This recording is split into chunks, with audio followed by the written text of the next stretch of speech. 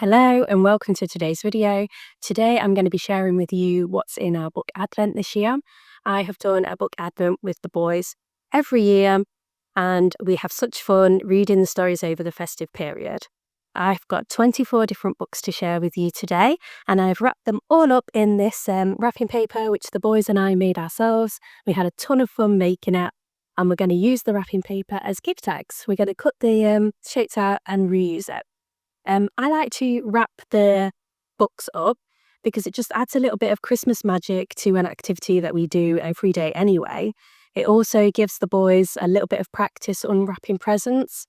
Last year, when Harry was 2, he on his birthday, he really just didn't understand unwrapping a present. So we wrapped all the books up then to give him some practice, and he really, really enjoyed it. So I'm doing that again this year. So let's dive on in.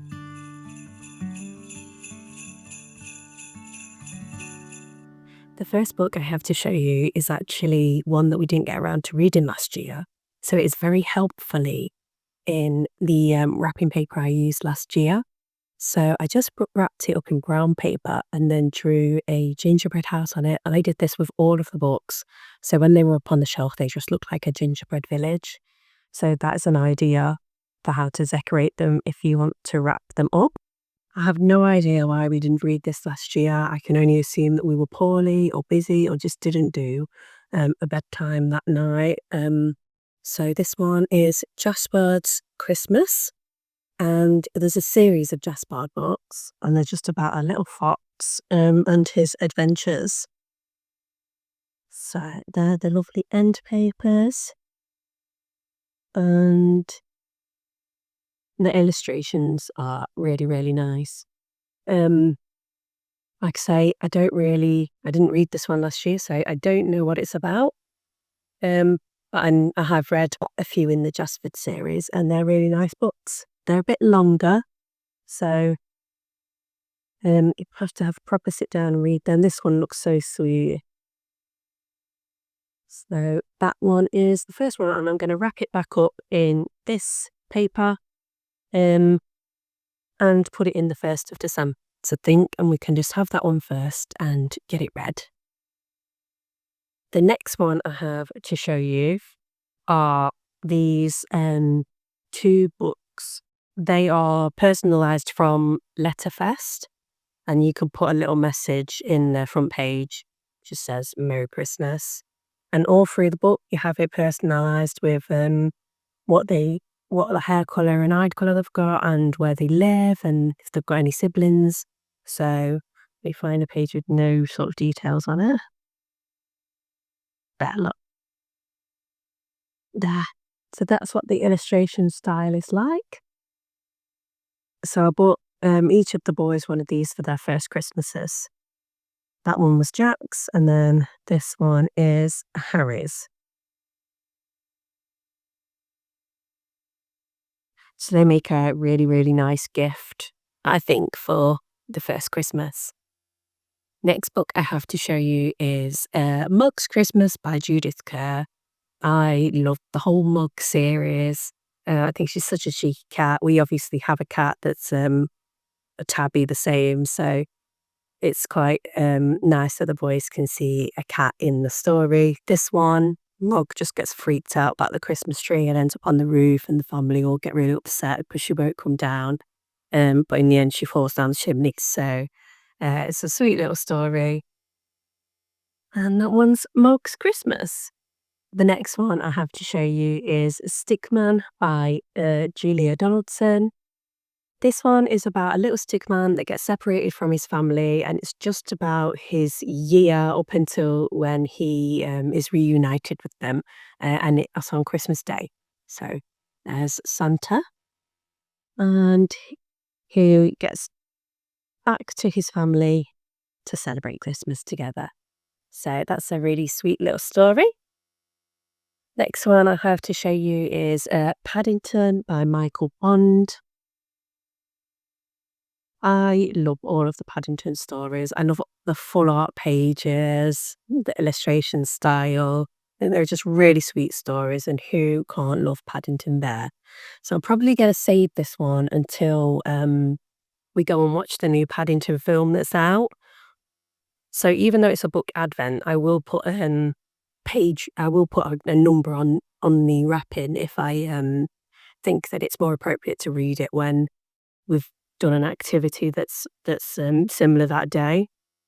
In this one, it's just about Paddington going to a department store, and it's very cute. This is similar with a department store. This one is The Christmas Department Store by Maudie Powell Tuck, and it's about a little kid who's not really excited for Christmas because the family have fallen on a bit of hard times and they can't really afford anything this year. But he ends up at this magical department store, and this polar bear and a few other imaginative shop assistants help him pick out all of the perfect presents. And in the morning, they disappeared, but the family just think that the thought was the best thing anyway. So that's a nice little story about the proper meaning of Christmas. The next one I have is The Snowman by Raymond Briggs. This one is a wordless storybook, which is quite nice because then I can get Harry to talk me through what's happening. He's actually seen the film a couple of times. We put that on for him, and he really likes it. And he likes building a snowman as well. So if it does snow again, I'll save it for them, but I won't sort of hold my breath for that. The next one I have to show you is Fletcher and the Snowflake Christmas, and this is by Julia Rawlinson. This is such a sweet little story. Let me show you the end papers. This one is about a little fox who gets ever so concerned because the rabbits have moved house and he's worried that Santa won't be able to find them. So he makes a sort of stick path back. But then on Christmas morning, the stick path has been covered by snow, and he rushes over to the rabbit's house, but Santa found the house anyway. I love all of the illustration styles in this. They're just really, really gentle. And then at the end, the last page, I think it has a shimmery, the Christmas tree shimmery. I don't know if you can see that. But yeah, that's a really, really sweet story. The next one I have to show you is Dogger's Christmas by Shirley Hughes. This one's a bit more of a traditional story. It's about a little boy whose toy is called Dogger, and it gets thrown away with the wrapping. And it's just about how he finds him, he's reunited with him, he gets ever so upset. So it's Dogger's Christmas. Then I have the Christmas Saurus by Tom Fletcher. This one's a really just nice cartoony one about a little Christmas dinosaur. That one's very, very sweet. Now I have another really traditional one to show you. It's The Polar Express. Who is this by? Chris van Allsburg. And so this one, we've seen the film. I'll probably put the film on for them. It's very similar art style to what the film is like. It's a longer story, so it's definitely one that I'll try and sit down and do it over the course of the day. I think this comes with a seat. Yeah, it comes with the audio book here. Sadly, I don't have a CD player, but only in my car, so I might put it on in the car for them to listen to. So yes, that is the Polar Express. I know that you can take little themed train journeys, and I'm thinking about looking into that for next year, because I think that would be so, so sweet to do. I think the boys would really enjoy it, but I've just not got around to it this year, so definitely on my list for next year. Next one I had to show you is Through the North Pole Snow, and that one's by Polly Faber. This one is about a little fox, Arctic fox, that ends up at the North Pole and stays there and watches this man's activities and just doesn't quite know what he's getting up to, and follows him right up to Christmas Eve, when he's laid all of the toys and puts on his coat, and then the fox goes with to deliver all of the presents to the children. So That one's a really, really nice story. Then I have The Christmas Truths by Hilary Robinson. This one is about the 1914 Christmas trees where the soldiers played football on no man's land. So it's just a really simple rhyming poem and talks about that story. Let me show you for then there's a Christmas tree on no man's land. That's a really, really nice story. Then I have Harry and the Dinosaurs Make a Christmas Wish. And then there's a whole range of Harry and the Dinosaur books, and we've got a couple of them. But he's just about these dinosaurs that toys that this little boy has. So that's just a nice little story. And then I have Dasher, and this one's by Matt Tavers. This one is about the horse that originally pulled the sleigh and how it got a little bit old and tired. And then there's this group of reindeer that are getting a bit unfairly treated where they're living. So Dasher makes this brave escape and picks out that it can fly and there's presents. The best thing about this one is it's a new story. It was only published a couple of years ago, but it looks like a classical story. All the illustrations are really sort of classical. And even the way there's this white page and then there's the border and the story's kind of like, it's really sort of old fashioned to me. It's something really nostalgic about it. New books don't really look like this. So I really like that this feels just like an instant classic. So yeah, there's actually a sequel to this, which is on my list. But that's the one I have for now. The next one I have to show you is Pick a Pine Tree, and this is going to be a perfect example of what I was talking about, where this is what new stories look like with this art style, and just the words over the page. They don't really have that sort of like white box and really traditional formatting, but this one is just about decorating a pine tree, picking a pine tree, decorating it, and what it looks like, and that sort of journey with the Christmas tree. And it's got a really nice picture at the end. It's very similar to the Pick a Pumpkin one. And then there are end papers. This range is just really, really nice. There's a Pick a Easter egg one. I haven't got it, but it's definitely on my list. I really like the sort of whimsy of these illustrations. Very nice. And we're going classical again now with Christmas on Exeter Street by Diana Hendry.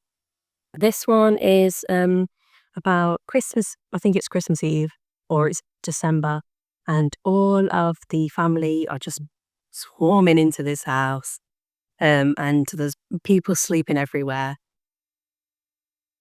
This is what the house looks like. There's a big page and you can spot all of the people in it. Lots of lovely sort of sketchy illustrations and then a nice little story just to follow along. Then I have Ollie's Christmas Reindeer by Nicola Killen. This one is about a little girl's journey with the reindeer, with lots of cutaway pages. It's got this really sort of basic colour scheme. There's only black and white and red. I think I spoke about Ollie's Lost Kitten, I think it is, the Halloweeny one, and that's similar. It's just black and white and orange. So, and then it's pretty much a very similar story. She gets a little present at the end. So that's a nice one. This one is more of a selection of stories. It's Snow in the Garden, A First Book of Christmas by Shirley Hughes, and it's got a hidden cover, which I really, really like. But this one has got just full art pages and then lots of little stories about Christmas, and then it's got recipes in it, which sort of Has a really cute little illustration to go along with it. So there's one about a new baby coming on Christmas Day. There's another one about, oh no, I think that same one is about the nativity as well. So something that children can relate to. Then it's got crafts, making a paper lantern, and just lots and lots of gorgeous illustrations and recipes and poems. So it's a nice little story with a lot in it. So that is that one. This one I have, it's not really a Christmas book. Well, it falls in Advent because it's about the shortest day. So I will read this on the 21st, and it's just about worshipping the sun and that sort of Yuletide celebration. So that's a really nice little story, and I will make sure that I put a little note to read that on the 21st. This one is new to me this year. How Does Santa Go Down the Chimney by Mark Barnett and illustrated by John Classen. I really like the illustrator, John Classen. He did That's Not My Hat or I Want My Hat Back, that series. So I don't know what this book is about. I'm assuming it's just the different ways that Santa gets down the chimney. I'll show you the art style. Is that page?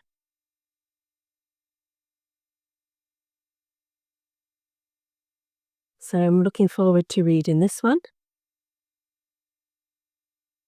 I think it'll be funny. Make it be a nice, funny story. This book that I have to show you is The Story of Christmas, and it's taken from the King James Bible, illustrated by Pamela Dalton.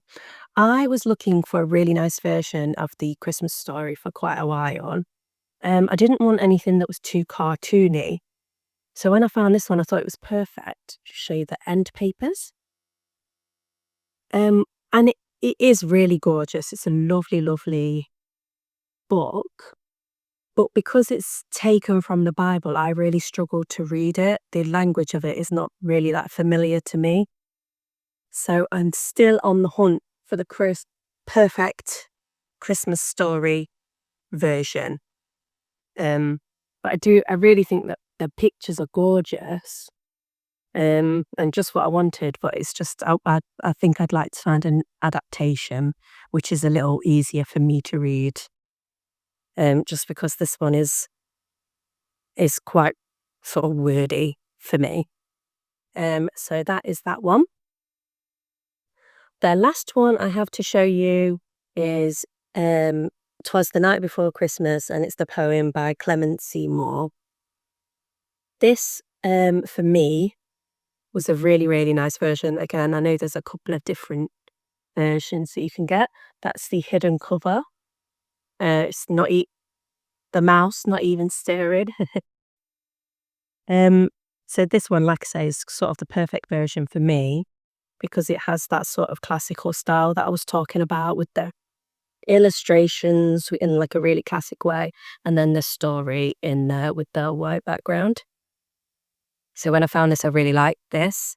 My mum always used to read me this one on Christmas Eve, so I will continue to do that with my boys. I still have quite a few Christmas stories, unbelievably, on my list. Again, it's one of these stories that have been around for such a long time that there are such a lot of versions. The one that's screaming out to me is the Nutcracker. I really want a really nice version of the Nutcracker. I don't want anything too cartoony. But just sort of picking through the versions as you see them and making a decision is a lot of pressure for me. So, but I will find it. And like I said, I've got 24 books to be getting on with. I've not had to buy a single new book this year, which is just crazy to me.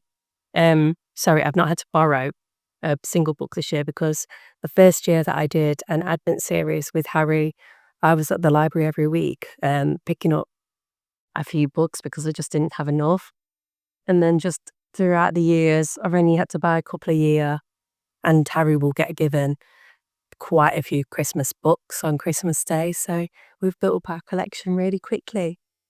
So that is all of my Advent books that I have to show you. I hope you enjoyed watching this video. I hope you got some ideas. And I will see you in the next one.